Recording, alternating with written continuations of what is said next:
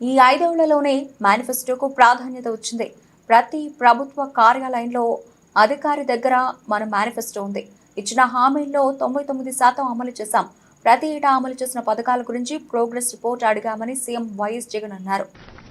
ఇచ్చిన ఈ మేనిఫెస్టోను ఒక బైబిల్గా, ఒక ఖురాన్గా, ఒక భగవద్గీతగా దీన్ని భావిస్తూ దీన్ని ఇంప్లిమెంట్ చేసిన పరిస్థితులు, దీన్ని ఇంప్లిమెంట్ చేసిన విధానం బహుశా దేశ చరిత్రలోనే ఈ 58 నెలలు అన్నది చిరస్థాయిగా చరిత్రలో ఎప్పటికీ కూడా నిలిచిపోతాయి.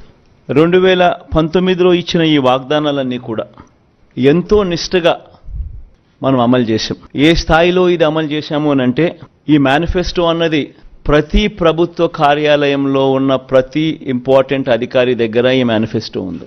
ఏ స్థాయిలో ఇది అమలు చేశాము అనంటే ఈ మేనిఫెస్టో అన్నది రాష్ట్రంలో ఉన్న ప్రతి ఇంట్లో కూడా ఉంది.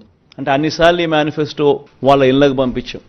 ప్రతి సంవత్సరం తర్వాత ఇదిగో ప్రోగ్రెస్ రిపోర్ట్, ఇదిగో అక్క, ఇదిగో చెల్లెమ్మ, ఇదిగో ప్రోగ్రెస్ రిపోర్ట్, ఇదిగో మా మేనిఫెస్టో, చెప్పినటువన్నీ మీరే టిక్ చేయండి అని మొట్టమొదటి సంవత్సరంలో 88%, 85%, 86% మొట్టమొదటి సంవత్సరంలో టిక్కు పెడితే చివరికి వచ్చేసరికి 99% పైచిలకు మేనిఫెస్టోను మనం ఇంప్లిమెంట్ చేసి ప్రజల చేతుల్లో ఇచ్చిన పరిస్థితి.